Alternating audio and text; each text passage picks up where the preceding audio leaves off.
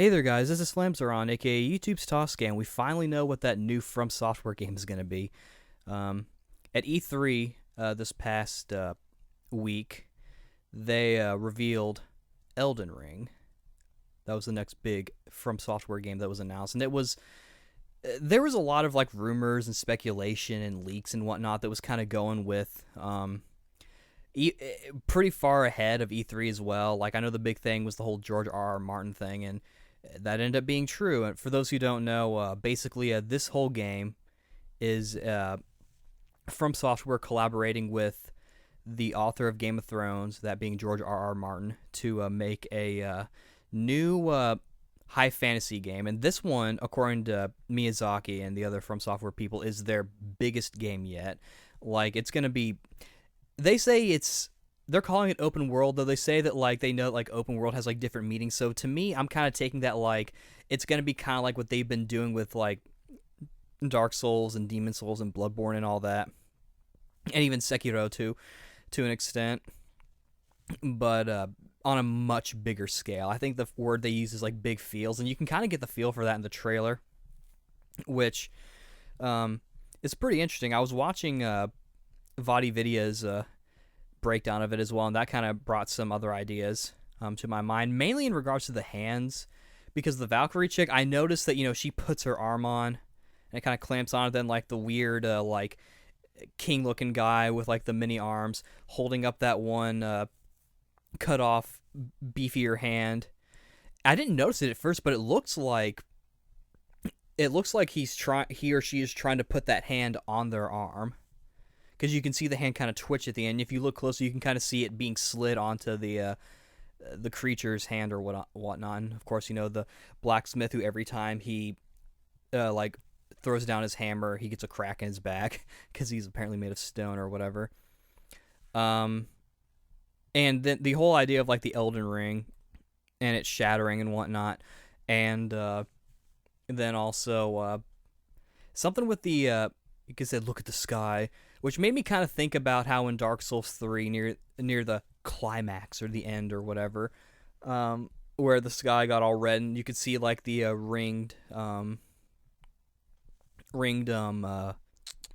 moon, like that weird outline, which I might actually play a little bit of Dark Souls 3 just to kind of analyze that a little bit more. It's pretty clear that this isn't going to be related to Dark Souls or Bloodborne. That being said, though, with the way the last DLC ended with the chick who painted and was like, I'm going to make a new world, a quiet, cold place, and all that stuff. Obviously, that's not necessarily a reference to this game. That being said, they did say that, or I've heard rather, that development on Elden Ring started pretty soon after the completion of Dark Souls 3 DLC, like the final DLC, the Ringed City DLC. So that's pretty interesting, I think.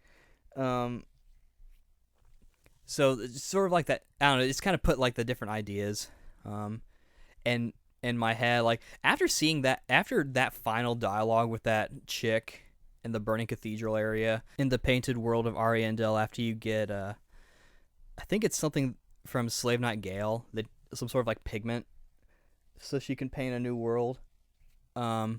And of course, since I've also been playing Oblivion in my spare time, I've been thinking about that quest where you have to save the guy who goes into the painting. So the idea of paintings being portals to another world, I find very intriguing. And I think especially with Dark Souls kind of, or Dark Souls 3 rather, kind of being like the fire fades, I'm not trying to connect Elden Ring with Dark Souls. All I'm saying is, it's kind of interesting looking at everything and contextually how it's all like, oh, as this world dies, another one comes up, that kind of thing. Obviously, Sekiro is like a completely separate can of worms, which I don't know if y'all are waiting for me to review that. It's going to be a long... that might not even be a review, to be honest, but... So I'm kind of intrigued by this. The idea of an author collaborating on a video game with a company, that's not new.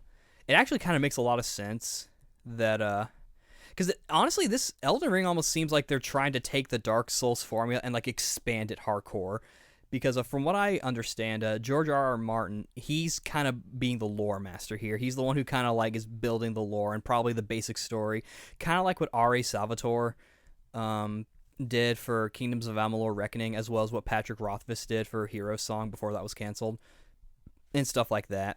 Kind of like that. That's sort of what I'm taking from it, at least. So I'm kind of excited about this because, like I said, I've been playing Oblivion lately, and I'm kind of hungry for that big open world fantasy RPG game. And I've realized that, I love Oblivion to death, but the general gameplay is kind of what keeps me from playing it like 24/7, even though I've been playing it a lot lately. It's just because I feel like, well, I really like Dark Souls combat. I like the way Champions of Norath looked, and I like the world of the Elder Scrolls, particularly Oblivion. I like all that stuff, so I'm hoping Elden Ring will kind of give a little bit more of that. It's being published by Bandai Namco again, so that's pretty cool, and I guess that makes sense. They probably have a lot of experience at this point with the whole Dark Souls series, but it's coming out for PS4, PC, via Steam, I imagine, and Xbox One. Obviously, I'm getting the PS4 version. No release date just yet. It'll probably be a little bit, and this is something that Vadi touched on. Like there may be Sekiro DLC, and I think that's actually the plan too. I think there's supposed to be Sekiro DLC, and I imagine they're probably working on like different like quality of life things for the game. I really like Sekiro. I actually like it more than Bloodborne. Though it'll be a while before I finish it, because that I feel like that game is probably more skill based than any other. Even though there are a lot of ways you can cheat that game, I feel like that's one of the more skill based entries in this game of risk and reward, as you will. But I'm looking forward to this. When it comes to these kind of games, I'm probably unfairly putting it at a certain pedestal, because with what they've been saying, I'm kind of thinking that this is going to be kind of more like, that open world fantasy game. Like, it's not going to be like a big open world game like Oblivion or Skyrim, or at least not as big, but I'm kind of putting it to like a similar scale. So I kind of hope that what they've shown so far has been pretty, with the exception of the Valkyrie chick, it seems like it's pretty, culturally, not culturally, it's sort of, how do I put this? Like, it doesn't seem like they're necessarily going for a specific type of fantasy. I know a lot of people are saying, oh, Norse mythology or, tribal stuff, and that may be the case. I kind of hope that there's more to it than that, because to me, like, my ultimate fantasy game would be all like, it has pieces of all these different landscapes, like Oblivion does to an extent, but it's primarily medieval Europe. And like in the different areas and towns and whatnot and locations, there are like different pieces of stuff. Like there's probably an Asian area, or there's like a swampy area or a deserty level. I would probably hang out there all the time though. There's like an ice level, an island level, a forest level, a PP level. No, but I'm kind of, I want to see some gameplay of this. I'm curious to see kind of how what they've been saying, how it's going to affect the general gameplay. They did say that it's going to be your typical, like, or not your typical, but like it's going to be very much like, your high difficulty with good reward Dark Souls gameplay. And of course they did say there's going to be character creation, which is big for me. I love character creation. And they also said there's going to be a lot of weapons and styles to choose from, even more than Dark Souls, which that's pretty nice. It was definitely pretty varied for the most part. I wouldn't say it was like amazingly varied, but there was a lot to work with. Though, if you wanted to like dual wield, that was kind of tough, or if you wanted to like be a fist fighter, that was kind of tough. So who knows? Maybe they'll kind of play with things a little bit, and I imagine they'll probably use what they've learned from Sekiro and all that to kind of figure things out. Like, could you imagine like if you wanted to play like sort of like a dragoon type of character where you've got like this big spear, but like you do a lot of like aerial stabs, or if you want to be a ninja where you're jumping from like building to building, or a thief where you're like jumping from building to building, or if you're Superman where you're jumping from building to building. No, it's actually Spider-Man, but you get what I mean. Like I'm curious to see kind of what they use here.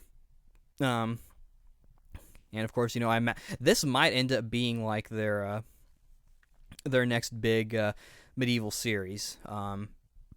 There's not necessarily anything stating that like they have to do a medieval fantasy game like 24/7 every like decade or whatever. But I am glad that they're doing another one. Um, I want to see kind of what this is about because I feel like From Software, the general gameplay, the difficulty aside, because quite frankly, I could probably do without the difficulty. Like maybe just tone it down a little bit, then that would probably be perfect. Because I like how rewarding the challenge can be in this game, though I feel like it can be a little overbearing at times, and how you kind of have to relearn your strategies because each new game is so different.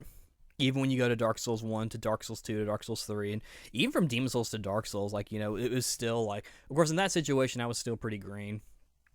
But, that being said, speaking of which, one thing I do hope that they fix up since they said there's going to be a bunch of different weapons and whatnot, I hope it goes back to kind of like Dark Souls 1 to where you can more or less play how you want, because Dark Souls 2, and mainly in Dark Souls 3 and in Bloodborne, you were kind of stuck playing a certain type of character. You had to be a dodgy guy.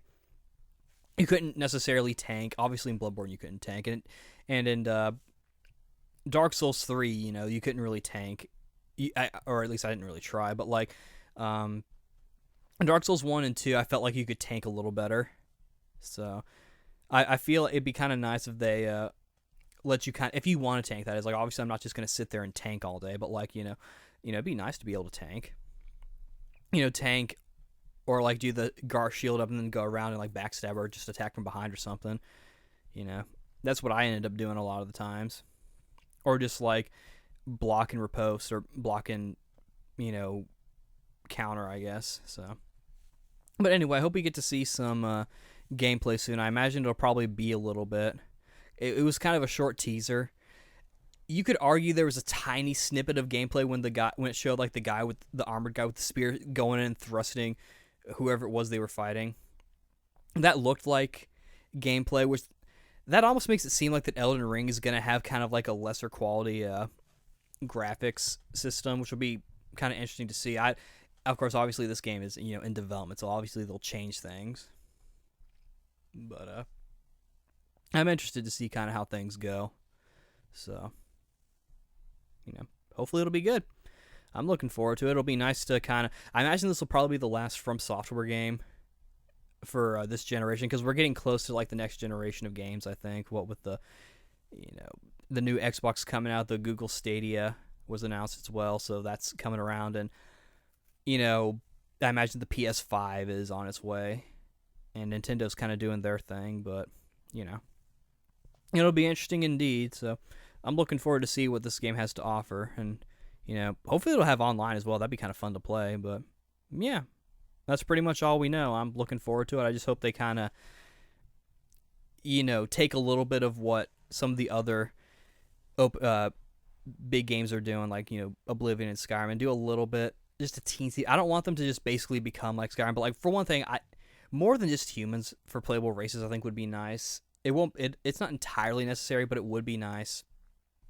I imagine the lore is going to be really good. I would prefer it to be in the dialogue more than the item descriptions, though. And since they're having multiple, like a million weapons you can pick from and use and get, I'm hoping that they are pretty, that it's different styles friendly. I couldn't find the right word, but like, you can play the game in different ways if you want to, unlike Bloodborne and to a lesser extent Dark Souls 3. Sekiro, you might be thinking like, oh well, if you hate Bloodborne then you probably hate Sekiro. No, I actually really like Sekiro. I'm just not that good at it, but that's a subject for a different time. But yeah, hopefully we'll get to see more. E3 is over now as I'm recording this. I'm a little late, but that's just how I like to do things. So, yeah. Hopefully we'll get to see some more stuff soon. Maybe in, like, the coming weeks or something. I don't know. Or maybe at Tokyo Game Show when that starts up in, I think, September. But, yeah. That's pretty much it. So, this is Flamesar on, aka Tasuke, signing out. See you later.